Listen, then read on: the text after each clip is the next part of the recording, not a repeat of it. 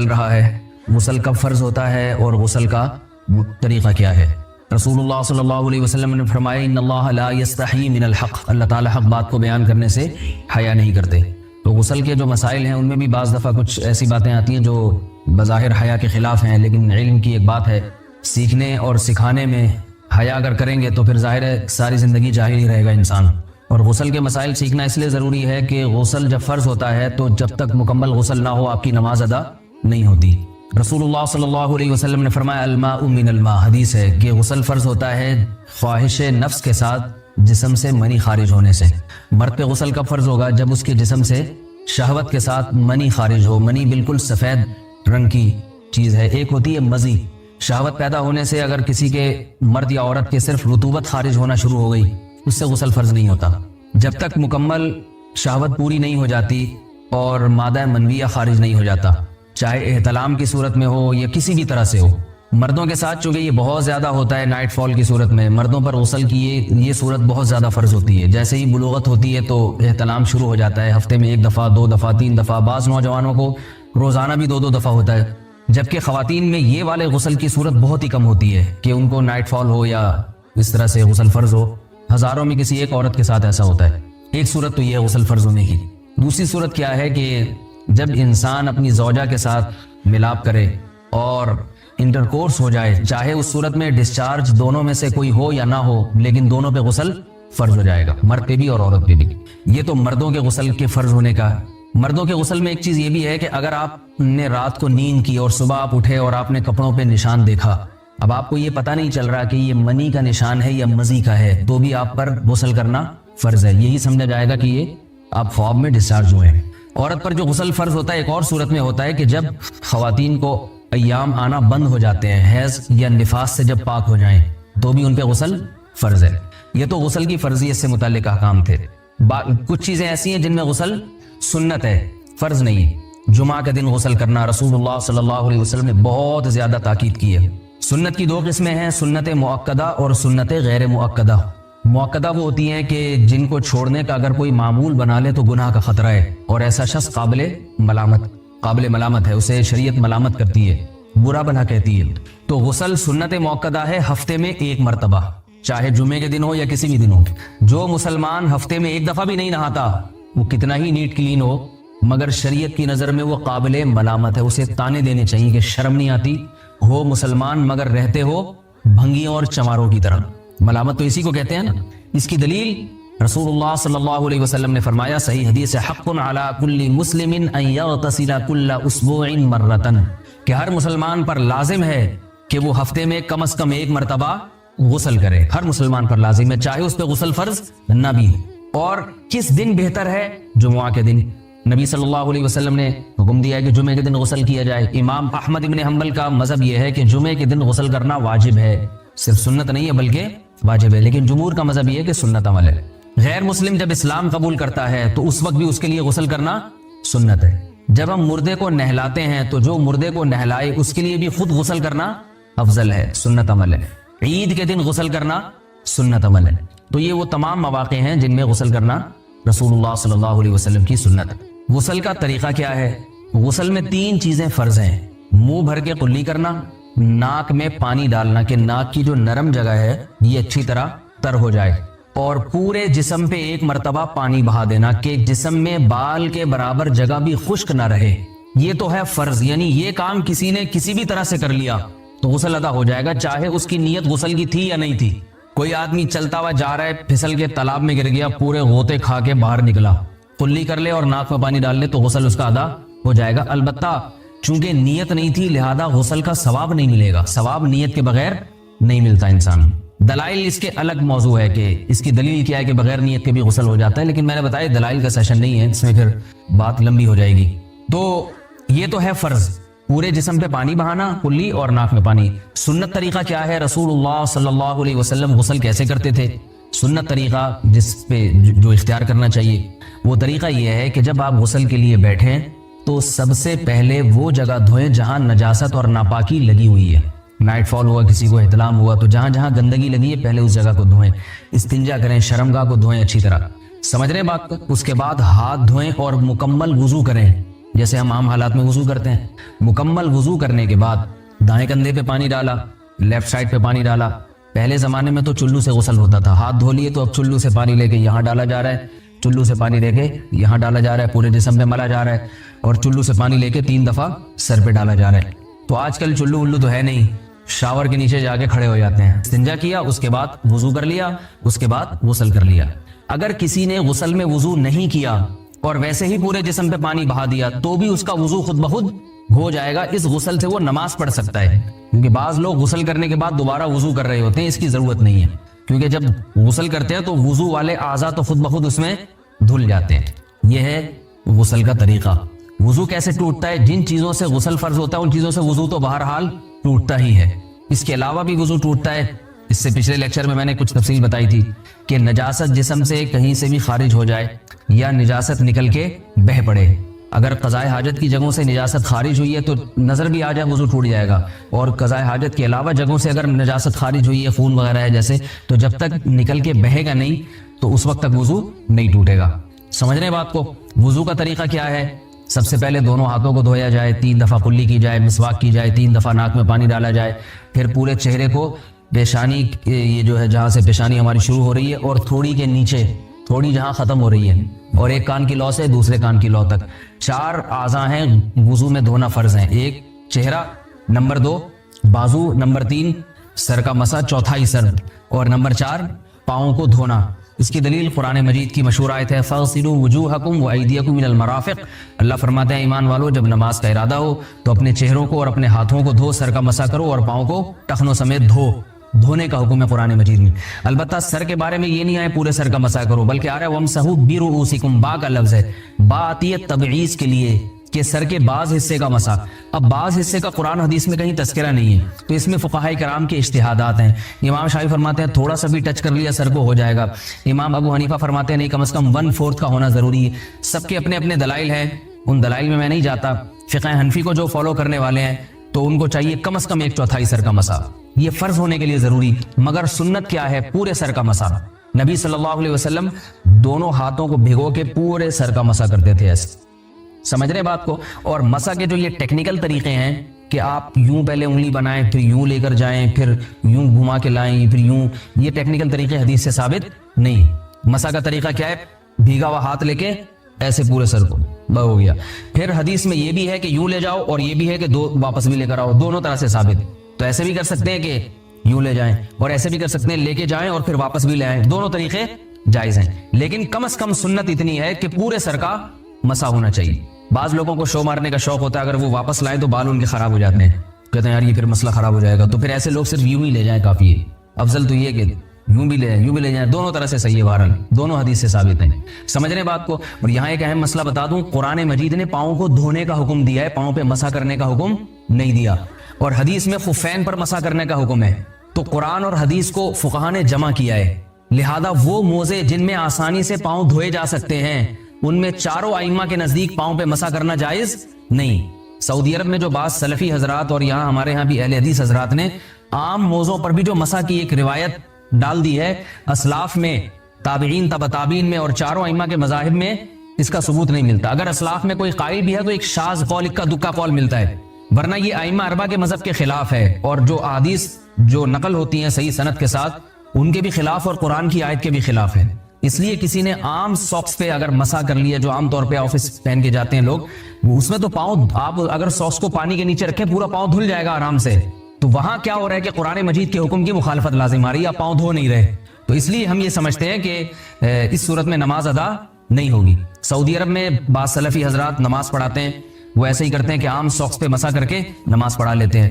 تو فتویٰ اسی پر ہے کہ ان کی, اگر کسی کو یقین ہے کہ اس نے عام ساکس پہ مسا کر کے نماز پڑھائی ہے تو اس کے پیچھے نماز ادا نہیں ہوگی, کیونکہ قرآن کے مطابق اس کا وضو ہوا ہی نہیں ہے. صدیوں تک کوئی بھی اس قول کا قائل نہیں رہا ہے کہ عام ساکس پہ بھی مسا ہو جاتا ہے. یہ ابن تیمیہ رحمہ اللہ تعالیٰ 7ویں صدی میں اس کے قائل تھے, اور تابعین میں اکا دکا قول ملتے ہیں اس کے, لیکن شاذ قول ہیں, مرجوح قول ہیں جن پر امت نے فتویٰ نہیں دیا. اور اب سعودی عرب میں بعض سلفی حضرات اس کے قائل ہیں. ہمارے ہاں اہل حدیث حضرات بھی چونکہ اکثر سعودی عرب کے سلفی حضرات ہی کو فالو کرتے ہیں, تو انہوں نے بھی وہیں سے یہ فتویٰ لیا ہے لیکن ائمہ اربعہ کے مذہب میں اور دلائل کے لحاظ سے دیکھا جائے تو یہ مذہب کمزور ہے. قرآن نے پاؤں کو دھونے کا حکم دیا, آپ دھوئیں گے پاؤں, جب تک دھونا ممکن ہے. چمڑے کے موزے ہیں, ان کو دھونا ممکن نہیں. مجھے روحانی طہارت بھی عطا کر دے. اگر میں نے گناہ کیے ہوں تو مجھے ان سے بھی توبہ کی توفیق عطا فرما لے, تاکہ اس لحاظ سے بھی میرا وضو ہو جائے, اس لحاظ سے بھی میں پاک ہو جاؤں. سبحانک اللہم و بحمدک, نشہد ان لا الہ الا انت, نستغفرک و نتوب الیک. کہ انہوں نے یہ کہا ہے, آپ اس بارے میں تبصرہ کریں. ان سے میرے بارے میں پوچھیں آپ کہ مفتی طارق مسعود صاحب نے یہ بات کی, حضرت آپ بتائیں یہ صحیح کی ہے کہ؟ تو وہی بات ہے نا, تمیز مارکیٹ میں کیا ہو رہی ہے, لوگ ایک دوسرے کا مقام نہیں دیکھتے, مرتبہ نہیں دیکھتے. تو آپ جو ہے نا, خیر زیادہ لمبی بات ہو جائے گی, پھر پورا بیان ہو جائے گا اس پہ. حضرت عبد المطلب نے کس بات کے لیے منت مانی تھی جس میں حضرت عبداللہ کی قربانی کا قرآن نکلا تھا؟ وہ منت تھی کہ ابرہا کا لشکر اگر اللہ نے اس کو تباہ کر دیا اور بیت اللہ کو بچا لیا تو میں اب عبداللہ کو ذبح کروں گا اپنے بیٹے کو. کیا آب زمزم میں حضور صلی اللہ علیہ وسلم کا لعاب مبارک شامل ہے؟ جی ہاں بالکل شامل ہے. استاد جی, اللہ تعالیٰ انسان کو کس طرح چلا رہا ہے؟ استاد جی گھر میں کس طرح, رائٹنگ سمجھ میں نہیں آ رہی بھائی, ٹائم کم ہوتا ہے نا. باہر جاتے ہوئے عورت کو کپڑا, عبایا, چادر وغیرہ کتنا نکالنا چاہیے؟ دیکھیں عورت کا جو پردہ ہے نا, ایک ہے بیسک پردہ بنیادی جو ہر عورت نے کرنا ہی کرنا ہے. وہ کیا ہے کہ پورا جسم چھپا ہوا ہو سوائے چہرے اور ہاتھ کے. یہ تو پوری امت کا اجماع ہے کہ اتنا پردہ تو عورت نے, بولو بھائی, کرنا ہی کرنا ہے, اس میں کسی کا اختلاف نہیں ہے. بال نہیں کھول سکتی, کلائیاں نہیں کھول سکتی, پنڈلیاں نہیں کھول سکتی, پاؤں, چہرہ اور ہاتھ. یہاں تک سمجھ میں آئی بات؟ یعنی یہ تو اس کا تو آپشن ہے ہی نہیں کہ سر کے بال کھولنے کا یا سر سے چادر ہٹ جائے. دوسرا ہے چہرے کا پردہ. تو چہرے کے پردے کے بارے میں علماء کا اختلاف, پھر بھی فرض نہیں ہے, ایسی کسی فقیہ کی رائے نہیں ہے. کیونکہ قرآن مجید کی جو آیت ہے نا, یدنین علیہن من جلابیبہن, جب گھر سے باہر نکلو تو اپنے اوپر چادریں ڈال لیا کرو, تو ظاہر اس میں چہرہ بھی آئے گا. تو وہ فتنے کے خوف ہی کے موقع پر اللہ نے فرمایا. تو جہاں بھی فتنے کی نوعیت چاہے کسی بھی نوعیت کی ہو, تو اس پر علماء کہتے ہیں کہ جوان عورت کے چہرے میں فتنے کا خوف بہرحال موجود ہے. سارے تو مسائل چہرے ہی سے پیدا ہوتے ہیں نا, تو اس لیے فتنے کی وجہ سے چہرے کا کے چھپانے کا حکم دیا جائے گا. اور فتویٰ اسی پر ہے کہ اگر کوئی جوان عورت چہرہ نہیں چھپاتی تو وہ گنہگار ہوگی. امام حنیفہ کا جو قول ہے نا, چہرہ فرض نہیں ہے, وہ اس صورت میں کہ جب فتنے کا خوف نہ ہو. یعنی یہ اس میں ایک نرم پہلو نکلتا ہے کہ بعض دفعہ ضرورت ہوتی ہے چہرہ کھولنے کی, بعض دفعہ خوف ہی نہیں ہوتا بالکل بھی. تو اب متاخرین حنفیہ کا فتویٰ اسی پر ہے, اور اسی پر تقریباً سارے علماء جو فقہ حنفی کو فالو کرنے والے ہیں سب متفق ہو چکے ہیں. اور آج سے نہیں, آج سے 700-800 سال پہلے یہ فتویٰ دیا جا چکا ہے کہ اب عورت کو چہرہ کھولنے کی اجازت نہیں ہے, کیونکہ نبی صلی اللہ علیہ وسلم کے دور میں باندیاں ہوتی تھیں, بیویاں بہت کثرت سے, تو حلال اتنا زیادہ ملتا تھا کہ حرام کی طرف لوگوں کے قدم نہیں جاتے تھے, اور وہ مواقع بھی نہیں تھے برائی کے. اب حلال میں پابندیاں لگ گئی ہیں اور حرام, تو اب لوگوں کی نظر اتنی صاف نہیں ہے. اب کوئی جوان عورت جائے گی تو بہت زیادہ امکان ہے کہ لوگ بری نیت سے اس کو دیکھیں گے, تو اس لیے عورت پر چہرہ چھپانا اس زمانے میں فرض ہے. بات آئی سمجھ میں؟ تو یہ تو ہو گیا. لیکن اس میں چونکہ اختلاف ہے اور ایک پہلو نکلتا ہے, تو جہاں شدید مجبوری ہوگی تو وہاں گنجائش دی جائے گی. مجبوری کا مطلب کوئی ایکٹر ہے, اداکارہ ہے, فلم ایکٹریس ہے, وہ توبہ کر رہی ہے, تو اب اس بیچاری نے جہاں ایسی بے حیائی میں زندگی گزاری, اب اس کو تھوڑا نرمی کی طرف کہ بھائی چلو تم وہ پردہ کر لو جو سب کا جس پر اتفاق ہے. something is better than nothing. اب آپ اس کو مکمل کہیں گے جی وہ سر کے بال سے لے کے پاؤں کے ناخن تک, تو اس کے لیے مشکل ہوگا. بات آ رہی ہے سمجھ میں؟ تو ایک علماء صلحاء کے گھرانے کا معاملہ کچھ اور ہے, ایک بالکل لبرل عورت جو بیچاری توبہ کر رہی ہے, تو اس کو تو گنجائش کا پہلو دیا جائے گا نا. بھائی پہلے تو بالکل ہی ڈانس کرتی تھی, ناچتی تھی, گاتی تھی, ایکسپوز کرتی تھی, چلو اب اتنا ہو کہ چہرہ کھول لو, باقی جسم ڈھانپ لو. تو ایسے موقع پر اس کو گنجائش دی جائے گی, گنجائش کے فتوے سے فائدہ اٹھا کے, سمجھ لیں. یا کسی عورت کے لیے اور مشکلات پیش آ رہی ہیں معاشرے میں, بہت جینا حرام کر دیا, بعض دفعہ رشتہ دار طلاق تک دے دیتا ہے شوہر پردہ کرنے پر. تو جہاں عورت کو یہ خطرہ ہو کہ میاں طلاق ہی دے دے گا, تو عزیمت تو یہ کہ لے لے طلاق, لیکن وہ خطرہ ہے کہ بھائی طلاق کے بعد میں کہاں جاؤں گی, کسی برائی میں نہ پڑ جاؤں. تو پھر ایسی صورت میں بھی اس عورت کو گنجائش دی جاتی ہے, بھائی مجبوری ہے, تمہارا شوہر نالائق ہے, زبردستی کر رہا ہے, تو چہرہ دیور کے سامنے ایسی مجبوری میں کھولنے کی گنجائش ہوگی. انشاءاللہ گناہ بیوی کو نہیں ہوگا, شوہر کو پھر بھی گناہ ہوگا کہ مجبور کیوں کر رہا ہے اس کو. تو یہ ہے تیسرا پردہ ہے, وہ ہے تقویٰ. تقوی کا تقاضا یہ ہے کہ عورت سر کے بال سے لے کے پاؤں کے ناخن تک اپنے آپ کو, اچھا یہ جو بوڑھی عورتیں یہ چہرے کے پردے سے مستثنا ہے, ان پر لازم نہیں کیونکہ اس میں فتنہ نہیں ہوتا. تو تقوی کا تقاضا یہ ہے کہ سر کے بال سے لے کے پاؤں کے ناخن تک اپنے آپ کو ڈھانپ لے, جیسے عرب عورتیں کرتی ہیں. دیکھا ہوگا دیندار عرب عورتیں ہاتھوں میں دستانے ہوتے ہیں.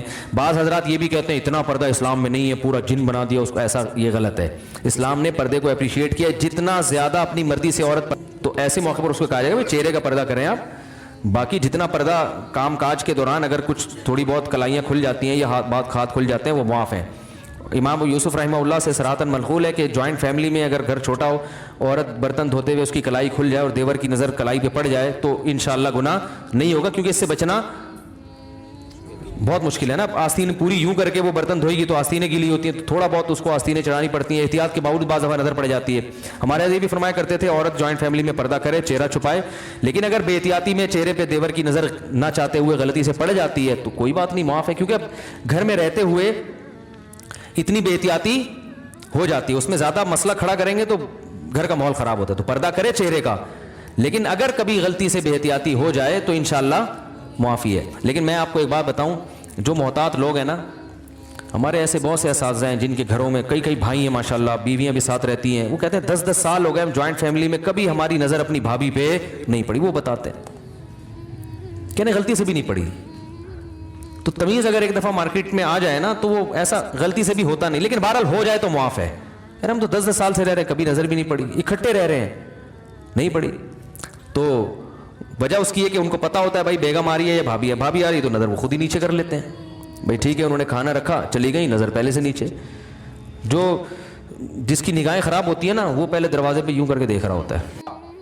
تو دن جو ہے نا, تو دن چڑھتے ہی باڈی کو چاہیے کہ کام کرے وہ.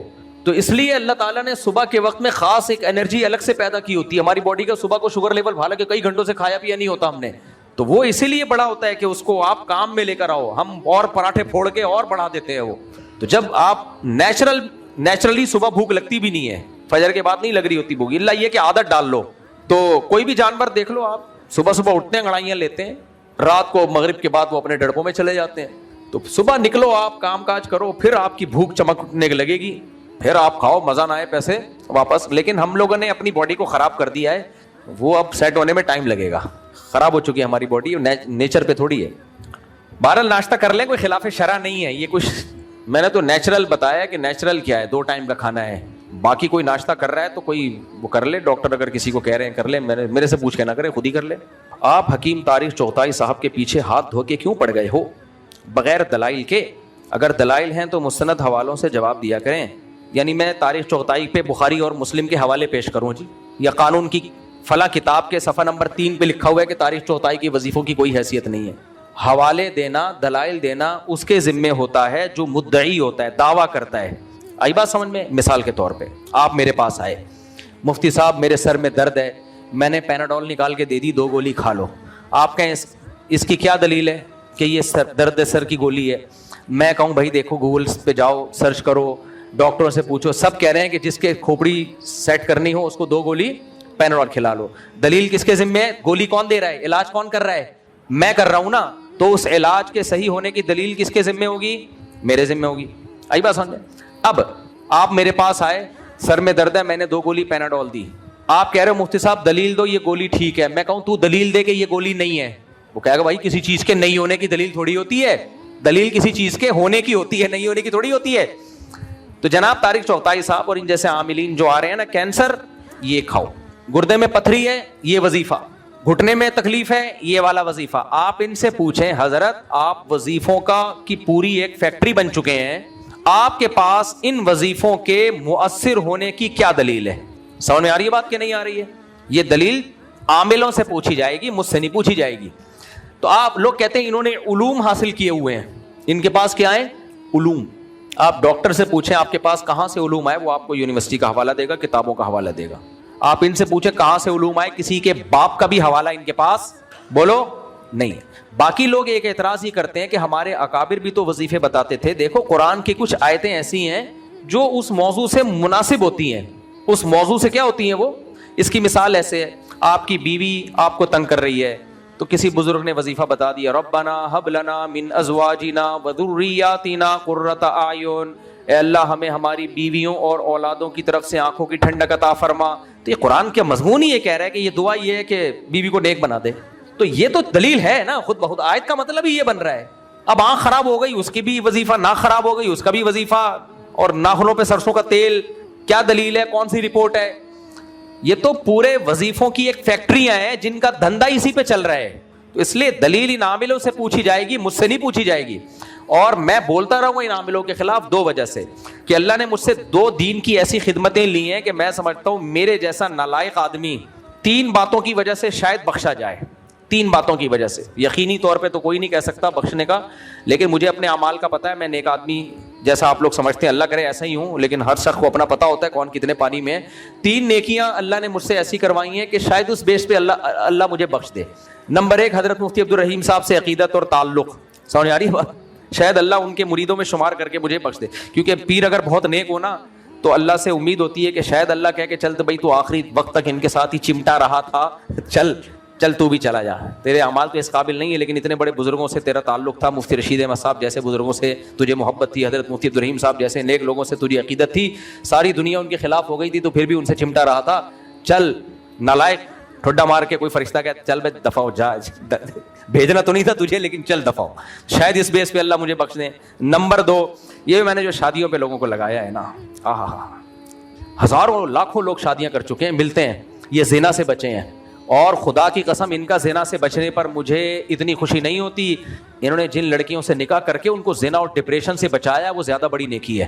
ہماری خانقاہوں میں ہو کیا رہا ہے؟ ہمارے بزرگان دین جو ہمارے لیے قابل اعتماد ہیں وہ کیا کر رہے ہیں؟ وہ زنا سے روکنے کے لیے وظیفے بتاتے ہیں، ذکر بتاتے ہیں، نظر کی حفاظت، ٹک ٹاک سے بچنا، فلموں سے بچنا. پھر وہ آتے ہیں پھر بھی ان سے ہو جاتا ہے گناہ. یہ شہوت ایسی دماغ خراب کرتی ہے نا، یہ نیچرل ہے اصل میں کہ حضرت جی وہ ہو 4 مہینے سے آپ کی خدمت اقدس، کیونکہ وہاں بھی امرت بیٹھے ہوئے ہوتے ہیں، امرتوں سے حفاظت کرنی ہوتی ہے. انہوں نے کھا وہی رہے ہیں، پراٹھے پھوڑ رہے ہیں صبح شام، بادام پستے. بڑے بڑے مالدار لوگ پیروں کے مرید ہوتے ہیں. یہ سچی مچی کی باتیں کر رہا ہوں، مذاق نہیں کر رہا میں. توجہ. پھر وہ کہتے ہیں توبہ کرو، استغفار کرو، تم نے آج پھر فلم دیکھ لی، عشق ہو گیا امرت کا، فلانا ہو گیا. وہ پھر وہ روئے گا، بیان سنے گا، حضرت جی اللہ تقویٰ للہیت. پھر تبلیغ میں جائے گا 4 مہینے وہاں، ساری دنیا میں دین آ جائے، ہمارے اندر بھی آ جائے، دوسروں کے اندر بھی دین آ جائے، اللہ سے ہونے کا یقین، غیر اللہ سے نہ ہونے کا یقین بہت. لیکن شہوت ہے کہ کمبخت، کیونکہ آدمی ہے نا، تبلیغ میں جا کے ہجڑا تھوڑی بن جائے گا. کسی پیر و مرشد سے بیعت کر کے نہ پیر ہجڑا بنتا ہے نہ مرید ہی. وہ پیر جب ہجڑا نہیں بنا وہ آدمی ہے، تو تم کہاں سے ہجڑے بن جاؤ گے بھائی؟ کیوں فطرت سے لڑ رہے ہو بغیر؟ مجھے غصہ آتا ہے یار. پھر یہ اسلام ہے؟ کیوں نہیں کرتے صحابہ کی طرح شادیاں یار؟ آدھا اسلام لے رہے ہو، کم وقت آدھا چھوڑ رہے ہو تم. اسلام میں جہاں عورت سے نظر کی حفاظت ہے وہاں حلال بھی تو ہے. ان عورتوں کو اللہ نے تمہارے لیے پیدا کیا ہے، اپنی خواہش ان سے پوری کرو، ان کی بھی خواہش پوری کرو. اس لیے نہیں پیدا کیا کہ اب شیخ ایسا مریدوں کو کھینچ کے رکھتا ہے نا، کسی آنٹی کو نہیں دیکھنا بس بھائی. نہیں دیکھو، میں نہیں کہہ رہا کہ دیکھنا شروع کر دو، غلط ہے. ابے تو اب آلٹرنیٹ تو بتاؤ اس کا.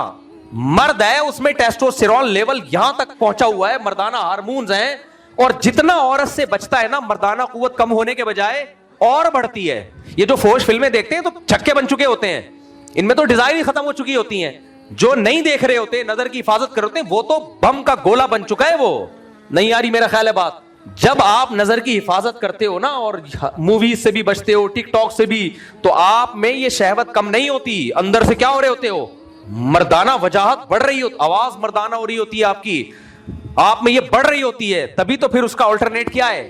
نکاح کرو. بیوی تبھی تو ایسے لوگوں کو اچھی لگتی ہے. دائیں میں کو دیکھنے تو اپنی بیوی ہی ان کو حور لگتی ہے. اب وہ ایٹم بم کا گولہ بن گیا. اب وہ شیخ صاحب مجھ سے آج یہ ہو گیا، میں نے آج فلانے، تو وہ عجیب یار. یہ فطرت نہیں ہے بھائی، یہ بغاوت ہے فطرت سے. پھر وہ اس کو بتا رہے ہوتے ہیں بیٹا پھر مراقبہ کرو، محاسبہ کرو، یہ سوچو کہ بد نظری کے کیا کیا نقصانات ہیں. وہ سب سوچنے چاہیے، میں اس کے خلاف نہیں ہوں. تو قرآن نے حکم دیا نظر کی حفاظت کا، بھائی ہم کون ہوتے ہیں؟ تو یہ ساری چیزیں ہوتے ہوتے ابے بھائی تیری مریدنی بھی وہ بھی نظر کی حفاظت میں ٹائم لگا رہی ہے، ٹینشن میں اٹھی ہوئی ہے. تیرا مرید بھی سیدھا سیدھا چماٹ مار کے اس کو بول تو اس سے شادی کر لے، تو اس سے شادی کر لے، ختم. فوراً کہتے ہیں اکنامکلی مسائل ہیں، 2 بیویوں کو پالنا مشکل ہے، کھلائے گا کہاں سے؟ یہ جو خانقاہ میں تمہارا ایک سیٹھ مرید درجنوں لوگوں کو فری پھوکٹ کی بریانیاں کھلا رہا ہے، اس کو بول ان کو مت کھلاؤ، یہ مسنڈوں کی گردنیں موٹی ہو چکی ہیں فری پھوکٹ کا کھا کھا کے. جا کے کسی لڑکی سے شادی کر کے اس کو کھلا اور وہاں اپنی خواہش بھی پوری کر. फिर कोई अच्छी लग रही है फिर एक और शादी कर ले वहां। ये ठरक यहां से पूरी करो हलाल तरीके से। ये ठरक अल्लाह ने रखी है औरत के लिए, और औरत अल्लाह ताला हमें हिजड़ा भी तो पैदा कर सकता था, नजर की हिफाजत की जरूरत ही ना रहती। क्या ख्याल है? अबे क्या हो गया, अल्लाह ताला को हमें औरत से बचाना नहीं है, वरना औरत को पैदा क्यों किया? आदम, अगर देखो औरत से बचाना होता ना, अल्लाह आदम अलैहिस्सलाम के लिए अम्मा हव्वा को जन्नत में पैदा ना करता, बल्कि उनको हुक्म देता कि जन्नत में माहौल खराब नहीं होना चाहिए, एक औरत पैदा ही नहीं होगी ताकि आपको नजर की हिफाजत का मसला खड़ा ही ना हो। अल्लाह ताला ने औरत को अम्मा हव्वा की शक्ल में पैदा किया ताकि दोनों का मिलाप हो, मोहब्बतें हो दोनों में। तो औरत को मर्द के लिए, मर्द को औरत के लिए पैदा किया गया है, एक दूसरे से दूर रहने के लिए पैदा नहीं किया गया। तो उसका हल ये नहीं है कि इतने मुहासबे, मुराकबे और इतनी टेंशनों में बंदे को डाला जाए, चमाटे मार मार के बेगैरतों की क्या कराओ, इन मुस्टंडों की शादी कराओ। जो मुरीद 22-23 साल का हो गया है, अगर सेठ आदमी है, 30 साल का हो गया, करोड़ रुपए कमा रहा है और कह रहे हजरत नजर की हिफाजत नहीं छूटती, मेरी बेगम भी है, उसको चमाट मारे शेख। बोले बेगैरत, मेरी तो इतनी सारी मुरीदनियां हैं, वो खुतूत लिख के दे रही होती है कि हमारी शादियों की उम्रें निकल रही हैं और हमारी शादियां नहीं हो रही, हमें फोश फिल्मों की आदत पड़ रही है, हमारी जमशेद से दोस्ती हो गई, फलाने से दोस्ती हो गई, तो तू उससे शादी करेगा, तेरा बाप भी करेगा जाके शादी, बाप से मुराद तू करेगा शादी। चमाट मार के पीर साहब क्या करवाएं? और जब शादी हो जाएगी तो मुरीदनी खत लिखना छोड़ देगी कि मुझे नजर की, वो कहेगी भाई मेरी डिजायर पूरी हो गई है, मुझे औलाद भी मिल गई है। तो ये नेचुरल नहीं है जो खानकाहों में चल रहा है। पीर साहब कितने वाकयात है, मैं नहीं कह रहा सारे पीर, ज्यादातर तो नेक ही होते हैं, पीर साहब खुद इन्वॉल्व हो जाते हैं, पकड़े जाते हैं, खा वही रहे हैं, मुर्गे फोड़ रहे हैं, मुराकबा। फिर मुरीदनियां भी खूबसूरत भी होती हैं, उसमें बाजों की आवाजें बड़ी, पीर साहब को जब फोन करती हैं हेलो, वो पीर साहब की का जनाजा निकलना लगता है, उसमें पीर साहब पागल हो जाते हैं, यार ये क्या हो गया। तो कुछ होते हैं बहुत तकवे वाले, लेकिन अपने आप को इतनी मुसीबत में डाल क्यों रहे हो? एक आसान मिसाल देता हूं, देखो फर्ज करो मैं पीर हूं, मेरे पास कोई मुरीद आया, हजरत मेरा दिल चाह रहा है, वो रोटियां पक रही हैं, उनकी खुशबू और वो बिरयानियों की देगें और वहां से कबाब पराठे, हजरत मैं जहां रहता हूं कहीं चपली कबाब बन रहे हैं, कहीं कोफ्ते बन रहे हैं, माहौल तो ऐसा ही है ना भाई, माहौल तो चारों तरफ ऐसा ही, कहीं चपली कबाब, कहीं कोफ्ते, कहीं बिरयानियां, कहीं रोटियां। हजरत मेरे पास, मैं क्या करूं, मेरा दिल चाहता है मैं चोरी कर लूं, फिर मैं कभी उस रोटी को देख रहा होता हूं, कभी उस बिरयानी को देख के राल टपका रहा होता हूं। पीर साहब कहते हैं नजर की हिफाजत करो। क्या करो? नजर की हिफाजत। हजरत मैं कोशिश तो करूंगा, लेकिन मेरे चारों तरफ हैं ही खाने पीने के होटल, में कैसे हिफाजत करूं? फिर वो हमारे हजरत जी दामत बरकातुम फरमाया करते थे, नजर की हिफाजत जो नहीं करता उसका ईमान चला जाता है, बेईमान हो जाता है, और भी बहुत कुछ हो जाता है जो मस्जिद में बताने का नहीं है, ये हो जाता है, वो हो जाता है।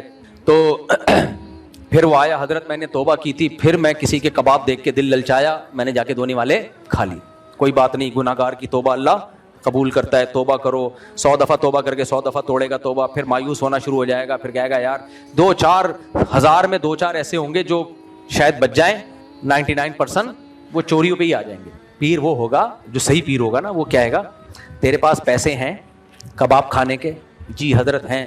चमाट मारेगा रख के, बेगैरत मुझे भी टेंशन दी हुई है, खुद भी टेंशन, जा 2 कबाब खुद भी खा और मैं तेरा पीर हूं, 2 मेरे लिए भी लेके आ।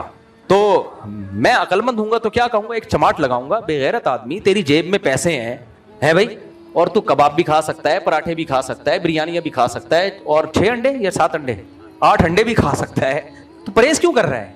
अगर तू ये नहीं खाएगा तो होटल वालों का भी तो नुकसान होगा ना, उनकी दुकानें बंद हो जाएंगी बेचारों की, वो भी बेड़ा गर्क हो जाएगा। तो जब आप शादियां करोगे तो सिर्फ आपका फायदा नहीं है, लड़कियों के बापों का भी फायदा है, उनकी भी जिम्मेदारियां निपटेंगी, लड़कियों को भी घर मिलेगा, ठिकाना मिलेगा। सारी लड़कियां जॉब पे आ रही है क्योंकि शादियां ही नहीं हो रही हैं, कमा रही है, कोई ये कर रही है, कोई वो कर रही है, निकाह करने के लिए कोई कमबख्त बगैर तैयार ही नहीं है उनसे, करते भी हैं तो नहीं अभी एक्चुअली करके। तो जो मालदार हैं जल्दी जल्दी मिटा दें, ताकि कंवारे फिर ये ना कहें कि हम जब स्टेबल हो जाएंगे तो हम शादी करेंगे, बोलेंगे भाई हम तो रिश्ते मार्केट में क्या चल रहे हैं, शॉर्ट। सहाबा के दौर में ऐसा ही होता था, बेवा होने का इंतजार करते थे वो लोग, कोई बेवा हो तो हम निकाह का पैगाम भेजें, क्योंकि 2-2 मालदारों ने 2-2 3-3 4 हज़ार की भी थी, गरीब लोग फिर कहते थे यार कोई बेवा हो तो चलो बेवा से ही कर लें। तो लड़कियों की भरमार है, इसलिए ये नेचुरल नहीं है। ये जो कहा जाता है ना कि जिना निकाह इसलिए शरीयत ने हुक्म दिया ताकि हम जिना से बचें, ये ताबीर गलत है भाई। जिना से इसलिए बचाए ताकि निकाह करें, यानी निकाह कोई मजबूरी में नहीं है कि जिना का खतरा है तो चलो आप निकाह कर लो, ना ना ना, जिना का खतरा नहीं भी है तो फिर भी निकाह करो, क्योंकि औरत को पैदा आपसे शादी के लिए किया गया है और आपको उससे शादी के लिए पैदा किया गया है। तो जिना का खतरा नहीं है तो भी करें, खतरा है तो बतरीक़े औला करें, नहीं है मरने का खतरा ना हो फिर भी खाना खाता है ना, क्या ख्याल है? मरने का खतरा नहीं होता फिर भी आदमी कहता है भूख लग रही है, पैसे हैं तो क्यों नहीं खाऊं भाई मैं, हालांकि नहीं मरेगा इतनी जल्दी। تو ایسا ہی اگر زنا کا خطرہ نہیں بھی ہے تو بھی نکاح کرو. یہ بات دماغ میں بٹھا لو, اللہ نے عورت کو مرد سے دور رہنے کے لیے, مرد کو عورت سے دور رہنے کے لیے پیدا نہیں کیا, یہ پیدا میرے اور آپ کے لیے کیا ہے. جب اللہ نے عورتوں کو پیدا ہی ہم اور آپ کے لیے کیا ہے تو عقل مند وہ ہے جو جلدی 4 کے بعد اللہ نے پابندی اس لیے لگا دی کہ پھر مالدار لوگ 400 کر لیتے اور غریبوں کو ایک بھی نہیں ملتی. تو اللہ نے کہا جس کو موقع مل رہا ہے کر لو, اور 4 کرنے کے بعد ٹھڑک ختم ہو جاتی ہے انسان کی, نہیں ہو رہی تو پھر جائے خانقاہ میں حضرت, پھر بھی بدنظری, پھر پیر چماٹ لگائے کم بخت, 4 کے بعد بھی تیری ٹھڑک پوری نہیں ہو رہی ہے. ابھی جو پیروں جو بیچارے مجاہدہ کروا رہے ہیں نا یہ, اور یہ اتنے حساس ہو جاتے ہیں نا خانقاہوں کے مریدین, اتنے سینسٹیو ہوتے ہیں کہ کسی خاتون کی کلائی بھی نظر آئے نا بے ہوش, کیونکہ میں خانقاہی آدمی ہوں, میں نے بھی خانقاہوں میں ٹائم گزارا ہے, مجھے پتا ہے اندر کے حالات, کیونکہ شادیاں بھی نہیں کرتے. اب بیگم کوئی بیچاری کا حسن و جمال خراب ہو گیا, ایجڈ ہو گئی, خود جوان ہے تو بھی نہیں کریں گے, پیر نے منع کیا ہوا ہوتا ہے کہ عدل نہیں ہوگا, ظلم ہوگا, فلانا, پھر وہ خوش فلمیں میں توبہ کر رہا ہے. میں نہیں کہہ رہا 4 کے بعد بھی لوگ فلمیں دیکھنے والے دیکھ رہے ہوتے ہیں, تو گناہ ہے, لیکن بہرحال حلال سے سیر تو ہو جاتا ہے نا آدمی. گناہ کا اگر ایک آدمی 4 کے بعد بھی گناہ کر رہا ہے نا, اس کا مطلب وہ 4 نہ کیا ہوتی تو یہ گناہ 10 گنا زیادہ کر رہا ہوتا. جو اللہ نے لیگل کیا ہے اس سے تو پیٹ بھرو نا پہلے. ابھی تو جو بھوک لگ رہی ہے کمبخت تیرے پاس روٹی کھانے کے پیسے ہیں, کھا تو لے, پھر بھی بھوک لگے گی تو پھر علاج کروا جا کے, کہ اب یہ کوئی اور مسئلہ ہے, پیٹ بھر گیا پھر بھی کیوں بھوک لگ رہی ہے, اب یہ ہوس ہے. بھوک کا تھوڑی علاج ہوتا ہے, ہمارے یہاں خانقاہوں میں بھوک کا علاج کیا جا رہا ہے اور اس کو ٹھڑک قرار دیا جا رہا ہے. تو یہ جو خانقاہ میں لوگ ہوتے ہیں نا مریدین, اتنے سینسٹیو ہوتے ہیں, میں آپ کو بتاؤں ان کی حالت اندر سے کیا ہوتی ہے. کسی خاتون کی کلائی دیکھ لی نا 6 مہینے تک دماغ میں وہ گھومتا رہے گا, سینسٹیو ہو جاتے ہیں بہت. یہ اب پیر صاحب کا کوئی مرید ہے امرت ذرا خوبصورت سا ہے, اس کو جذبات پھر پیر کو لکھ کے دے رہے ہوں, حضرت آج میری نظر پڑ گئی تو میں ہلچل ہو گئی, پھر پیر صاحب اس کو ذکر کرا رہے ہیں. یہ وہ رہبانیت ہے جس سے نبی صلی اللہ علیہ وسلم نے منع کیا ہے. صحابہ سے زیادہ کوئی نیک نہیں ہو سکتا. دنادن نکاح کی, حضرت عمر کی 7 شادیاں تھیں ٹوٹل. کتنی شادیاں تھیں؟ حضرت عثمان جب شہید ہوئے ہیں کتنی بیویاں چھوڑ کے گئے ہیں؟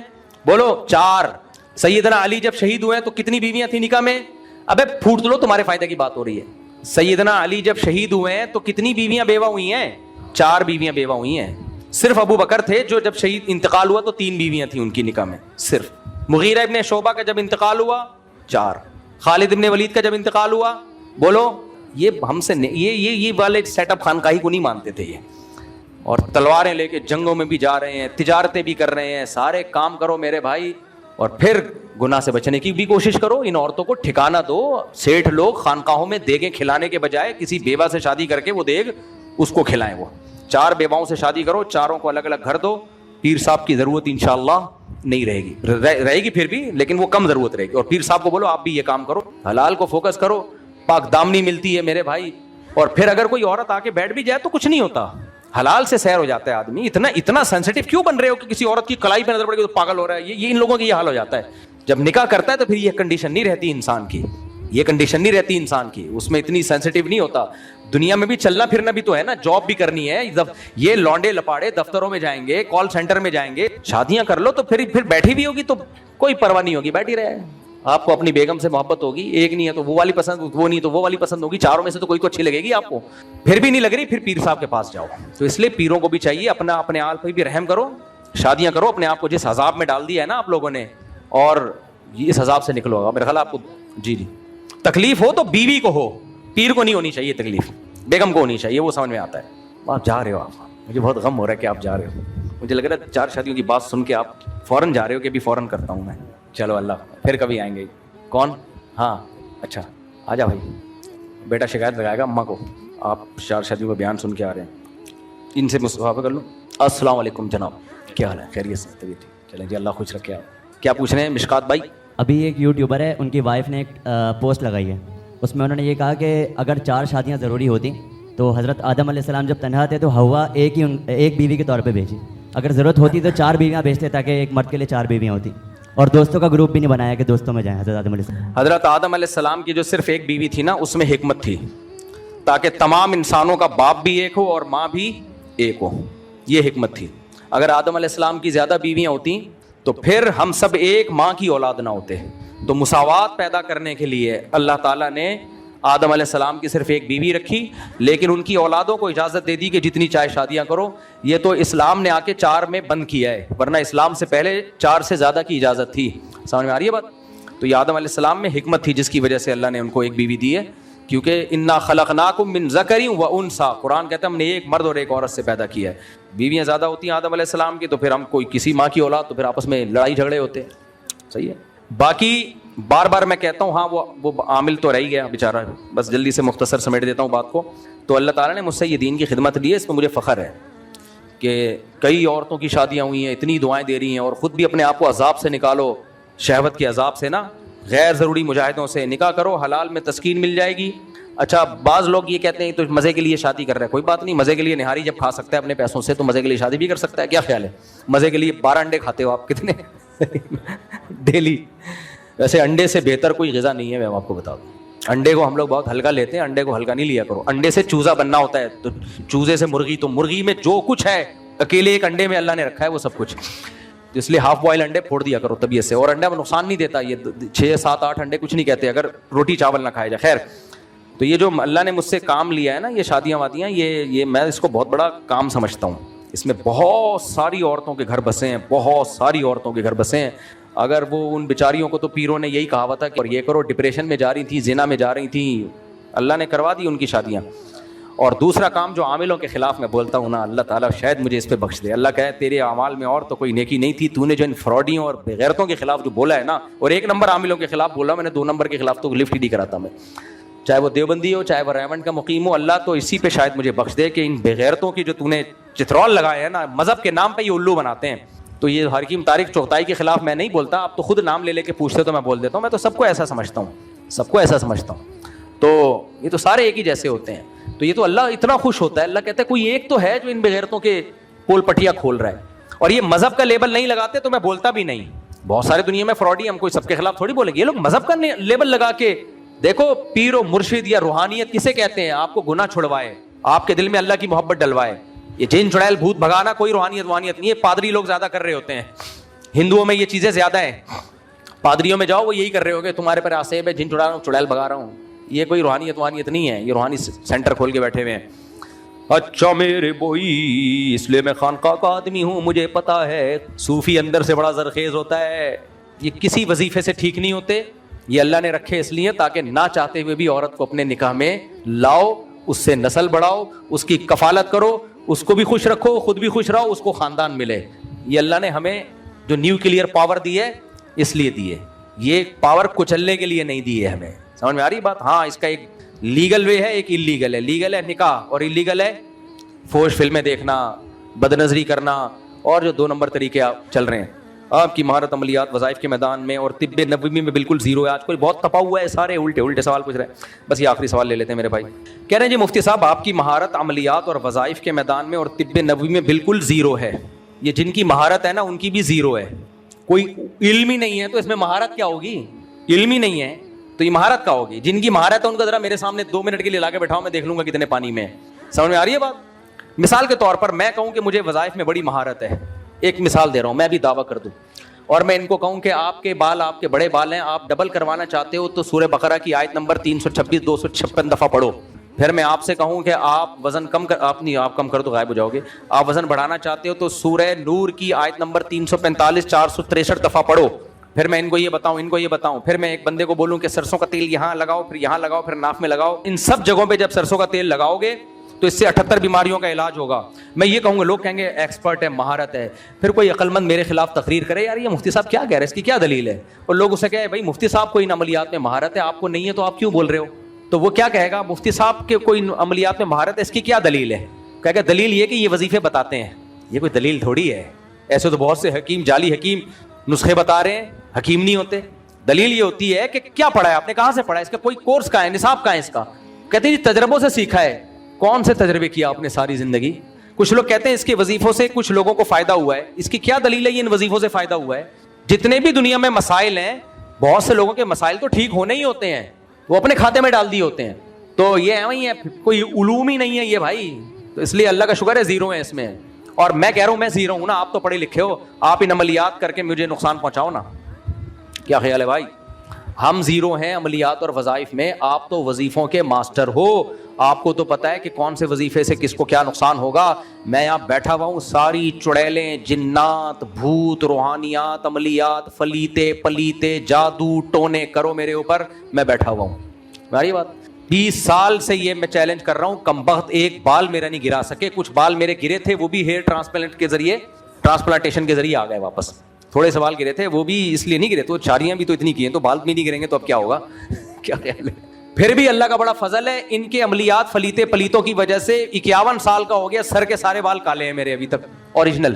اتنے وظیفے یہ میرے خلاف پلیتے فلیتے. اور آپ کے ایک عامل نے مجھے بولا کہ اصل میں تیرے پہ اثر اس لیے نہیں ہوتا کہ تو خود وظیفے پڑھ کے حصار کھینچتا ہے. میں نے کہا ہم تو زیرو ہیں بھائی اس فیلڈ میں, وظیفوں کی فیلڈ میں. خود ہی یہ لوگ کہتے ہیں کہ اس کو وظیفوں کا کیا پتا. تو جو عملیات میں زیرو, وہ کیا عملیات میں, یہ ان کے یہ ہے ہی نہیں ہے, بیکار لوگ ہیں. ان کو صبح شام گالیاں دو, جنت میں جاؤ گے. اس لیے میرے بھائی آپ تاریخ چوتھائی کا نام نہ لیا کرو, تاکہ میں نام لے کے رد نہ کروں. آپ لوگ خود ہی نام لے کے بلوا رہے ہوتے ہو, تو میں تو ہول سیل کے حساب سے عاملوں کو برا بلا کہتا ہوں. آگے کہہ رہے ہیں کہ جی طب نبوی میں بھی آپ بالکل زیرو ہے. طب نبوی کوئی طب نہیں ہے, یہ بھی ایک منجن ہے. فزکس سے نبوی کبھی سنا آپ نے؟ میتھ نبوی کبھی سنا؟ بولو نا بھائی. محمد صلی اللہ علیہ وسلم سید الانبیاء کا ٹاپک میڈیکل سائنس ہے ہی نہیں. سید الانبیاء صلی اللہ علیہ وسلم کا ٹاپک اخلاقیات ہے. تمام پیغمبروں کا ٹاپک کیا ہوتا ہے؟ اخلاقیات. اب کچھ حکیموں نے کیا کیا ہے, اپنی پروڈکٹ کو بکوانے کے لیے حدیثوں کا سہارا لیتے ہیں. وہ یہ بھی مذہب کا غلط استعمال ہے. یہ جو حکیموں میں طب آئی ہے, یہ تو طب یونانی ہے, یہ یونان سے آئی ہے, یہ یونان سے آیا. یہ جیسے میڈیکل سائنس انگریزوں سے آئی ہے نا, تو یہ تو یونان سے, یہ تو غیر مسلموں کا علم تھا. پھر مسلمانوں نے لیا تو بہت ترقی کر دی اس میں, بڑے بڑے حکیم دنیا میں گزرے, اب بھی موجود ہیں. نبی صلی اللہ علیہ وسلم سے ہمیں میڈیکل سائنس کی چند ہدایات ملتی ہیں بس. وہ ہدایات بہت زبردست ہدایات ہیں. کم کھاؤ, جب تک بھوک نہ لگے کھاؤ نہیں. کلونجی کے بارے میں شفا, قرآن میں شہد کے بارے میں ہے. قرآن میں انجیر اور زیتون کی اللہ نے قسم اٹھائی ہے. نبی صلی اللہ علیہ وسلم نے گندم کے بجائے کیا استعمال کی ہے؟ جو استعمال کی ہے. گوشت بھی استعمال کیا ہے آپ صلی اللہ علیہ وسلم نے. تو یہ سب چیزیں ہیں بس.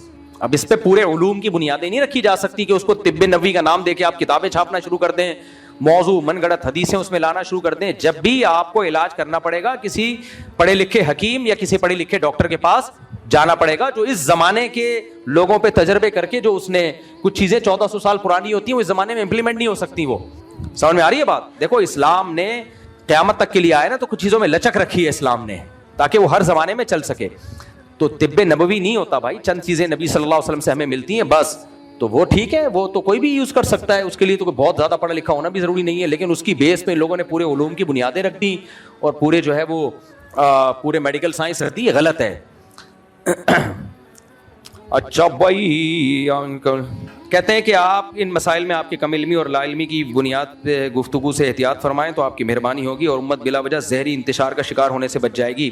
امت کو ان طب نبوی کے نام پہ جو حکیم ہیں انہوں نے ذہنی انتشار میں ڈالا ہوا ہے. کتنے حکیموں کو میں جانتا ہوں کمبختوں نے قہوہ پلا پلا کے لوگوں کو ہارٹ اٹیک کروا دیا ہے. کورونا کے دنوں میں طب نبوی کے نام پہ قہوے آئے ہیں کہ نہیں آئے ہیں؟ میں ایسے لوگوں کو جانتا ہوں جنہوں نے وہ قہوے پی اور انتقال کر گئے. ڈاکٹر کہہ رہے ٹیکا ٹھکوا لے جا کے, ایک ویکسین لگوا لے جا کے, نہیں ٹھکوایا, قہوہ پیا, مارکیٹ سے شاٹ. ایک حکیم نے مجھے بتایا میں نے 1.5 سے 2 کروڑ روپے کمایا ہے طب نبوی کے نام پہ. کیونکہ حدیث میں آتا ہے, ایک جڑی بوٹی ہے اس کی فضیلت حدیث میں, اس کا نام ذہن سے لکھے, سنا مکی. اب یہ اچھی ہے, پیٹ کے لیے اچھی ہے, قبض نہیں ہوتا. بہت سی بیماریوں کا علاج تو قبض ختم کرنے سے ہے. تو ایک حدیث میں سائن ہے بس. اب اس کو کیسے استعمال کرنا ہے, کب استعمال کرنا ہے, کہ اس بیماری میں یہ تھوڑی کہتے ہیں ہم نے یہ کیا جب کرونا آیا تو ہم نے پھر وہ سنا مکی کے پاؤڈر بنا کے لوگوں کو قہوے پلائے. کہہ رہے 1.5 سے 2 کروڑ روپے میں نے کمایا ہوگا اس دوا سے. لیکن جن کو پلائے ہیں نا ان کی رپورٹ نہیں طلب کی, کیونکہ ان کو لگے موشن. اور بیماریوں میں آپ کو موشن لگ گئے تو ایک دفعہ کا موشن تو ٹھیک ہے جی, پیٹ صاف ہو گیا. 2-3 دفعہ میں موشن تو ویسے ہی آپ کا امیون سسٹم ختم, اور کووڈ کا حملہ تو ایسے پہ کم ہوگا یا زیادہ ہوگا. طب نبوی کے نام پہ ان کے جنازے ہو گئے. حکیم صاحب 1.5-2 کروڑ روپے الحمدللہ کما لیے انہوں نے. تو بلڈ پریشر کا علاج بھی ان کے پاس, فلانے کا علاج بھی ہے, فلانے کے ڈاکٹر پاگل ہے یار اتنی. آپ کو پتہ ہے جو ریسرچ ہوتی ہے نا جب نئی میڈیسن پر, میڈیکل کروڑوں اربوں روپے خرچ ہوتے ہیں ایک میڈیسن پہ, کروڑوں اربوں روپے. اس کے بعد جا کے مارکیٹ میں اس کو لانچ کیا جاتا ہے. تو ذہنی انتشار کا شکار ان لوگوں نے کیا ہے. لوگوں کو پڑھے لکھے لوگوں سے ہٹا کے جاہلوں کے پیچھے چلا دیا. اور عاملوں کے خلاف جب سے میں نے بولنا شروع کیا, کتنے لوگ دماغی توازن خراب ہو گیا تھا, الحمدللہ ٹھیک ہو گیا. میرے پاس کتنے کیس آئے ہیں, بچی پہ جن آتے ہیں, بچے پہ جن آتے ہیں. میں نے کہا بھائی کسی فوراً سائیکیٹرسٹ کو دکھا کے میڈیسن لے لو, ٹائم پہ ٹھیک ہو جائے گا. زیادہ لمبی بیماری ہوئی نا تو گیا. اور ایسے لوگ الحمدللہ شروع میں جن آیا, ڈاکٹر کو دکھایا, گولی کھائی, چند دن ڈاکٹر کی ہدایات پر عمل کیا, جن ہمیشہ کے لیے مارکیٹ سے شارٹ. یہ لوگ اگر ان لوگوں کے چکر میں پڑ جاتے, یہ نفسیاتی بیماریاں جب ہوتی ہیں نا, میں جن کا منکر نہیں ہوں, لاکھوں میں کسی ایک پہ آ بھی سکتا ہے, تو اس کا علاج بھی عاملوں کے پاس نہیں ہے, مسجد کے مولوی صاحب سے دم کرا دو بس کافی ہے. تو جن پہ یہ یعنی جو 99% نفسیاتی بیماریاں ہوتی ہیں, سائیکولوجسٹ یا سائیکیٹرسٹ اس کا بر وقت علاج کر لیتا ہے. اس نے پڑھا ہے, باقاعدہ ایک علم حاصل کیا ہے, میڈیسن پہ ریسرچ ہوئی ہے, تحقیقات ہوئی ہیں, ان کو پتا ہوتا ہے, وہ دیکھ کے اندازہ لگا لیتے ہیں کون سا کیمیکل دائیں بائیں ہو گیا اس کے. بعض دفعہ کچھ بھی نہیں ہوتا, دماغ کا کیمیکل آگے پیچھے ہو جاتا ہے, وہ میڈیسن دے کے اس کو سیٹنگ پہ لے آتا ہے. تو شروع میں یہ سیٹنگ آسان ہوتی ہے, جنہوں نے شروع میں علاج کرایا فٹ فاٹ ہو گئے, گھوم رہے پھر رہے ہیں, ہنس رہے کھیل رہے ہیں. جو ان بغیرتوں کے چکر میں لگے ہیں, یہ بغیرت وہ ہوتے ہیں جو کہتے ہیں میں دارالعلوم کرنگی کا مفتی ہوں, میں جامعۃ الرشید کا خلیفہ ہوں, میں فلانے کا بنوری ٹاؤن کا. پھر یہ ان چکروں میں پڑے اور گئے کام سے, زندگیاں ہو گئیں برباد. تو اس لیے میں نے لوگوں کو ذہنی انتشار سے نکال لیا, الحمدللہ ڈالا نہیں انتشار میں. اور یقین نہیں آتا تم بھی, یہ جو انہوں نے بھائی نے پرچہ لکھ کے دیا, عامل کے پاس جاؤ, دیکھو پھر تمہارا حشر کیا ہوتا ہے. حیات الحیوان میں کتنے عملیات. اور میرے بھائی مولانا یہ بھی یہ لوگ کہتے ہیں مولانا تھانوی نے بھی کتاب, مولانا تھانوی کی اپنی کتاب نہیں, وہ عملیات قرآن. کچھ نہیں کہ سور کی جماعت کا یہ سوال بھائی کا یہ ہے کہ یار یہاں سے بھی کچھ سوال لے لینا, بس ایک دو سوال لے کے پھر سیشن ختم کرتے ہیں. یہ پھر رکھیں, یہ اگلے میں یہ سوال کچھ باقی ہیں, یہ اگلے. چلو بھائی جلدی اسپیڈ, آپ کو ہم نے بہت زیادہ دیر بٹھا لیا. دل سے دعا اللہ تعالیٰ سے مشورہ کرتے ہیں. اور کوئی سوال میرے بھائی جلدی, شاباش. وعلیکم السلام. کیا بول رہا ہے بھائی؟ کیڑا میوزک, نعتوں میں میوزک ٹھیک نہیں ہے بھائی. وہ بھائی سوال پوچھ رہے ہیں مشکات بھائی, بس مزید باریک ہونے کا آپشن نہیں ہے آپ کے پاس, اس کے بعد پھر کرتا آ رہا ہوگا, اس کو جھاڑ کے نکالنا پڑے گا. وعلیکم السلام. جی جی, یہ جن سے بات نہیں کر رہے ہوتے, یہ کیا کرتے ہیں, مسمرزم کے ماہر ہوتے ہیں, تو وہ آپ کو ایسا لگ رہا ہوتا ہے کہ یہ دماغ کیپچر کر لیتے ہیں. یہ ایک علم ہے, عملیات دماغ کیپچر. یہ گورے بھی جانتے ہیں یہ علم, یہ پادری بھی کرتے ہیں, ہندو بھی کرتے ہیں, سارے کرتے ہیں. یہ سیکھا جا سکتا ہے, لیکن اس سے اپنی کھوپڑی خراب ہو جاتی ہے. تو کوئی علوم نہیں ہے, یہ ایک طرح کا جادو ہے. تو دماغ کیپچر ہو جاتا ہے اس سے. اور یہ ان لوگوں پہ زیادہ ہوتا ہے جن میں قوت انفعالیہ ہوتی ہے, اثر قبول کرنے کی, جو کانفیڈنس لیول جن کا زیادہ ہوتا ہے ان کو دماغ نہیں کیپچر ہوتا. تو یہ اس طرح کے ڈرامے ہوتے ہیں, تو آپ کو ایسا لگ رہا ہوتا ہے جن سے بات کر رہے ہیں. اس کام کا صرف ایک طریقہ جائز ہے کہ آپ یہ کام نہ کرتے ہو, کوئی آپ سے دم کرانے کے لیے آ جائے, آپ بولو بھائی میں آیت الکرسی پڑھ کے دم کروں گا, اتنے پیسے لوں گا کیونکہ میرا ٹائم لگ رہا ہے, بس اس سے زیادہ کی اس کی حیثیت نہیں ہے. دیکھو بزرگوں یا علماء کی اتباع دین کے علم کے معاملے میں کی جاتی ہے, سمجھ میں آ رہی ہے بات؟ دین کا علم, قرآن و حدیث کا علم, اس میں ہم بزرگوں کی اتباع کرتے ہیں. عملیات کچھ ہے ہی نہیں, تو اس میں کیا ہے؟ جو بزرگ کہے گا بھی تو اس سے بھی تو دلیل پوچھی جائے گی, آپ کے پاس کیا دلیل ہے اس کی؟ تبھی جن ملکوں میں عامل نہیں ہے وہاں جنات بھی نہیں ہے, سب سے بڑی دلیل یہی ہے. جہاں عامل نہیں ہے نا وہاں جنات سرے سے ہے ہی نہیں. استغفر اللہ. گرل فرینڈ کو ناراض کرنا فرض ہے, بوائے فرینڈ کو ناراض کرنا فرض ہے؟ نہیں نہیں نہیں نہیں نہیں, یہ قرآن کو غلط جگہ فٹ کیا جا رہا ہے. حرام رشتوں کو نبھانا بھی حرام ہے. اچھا کرتے, اچھا بلاتے ہیں.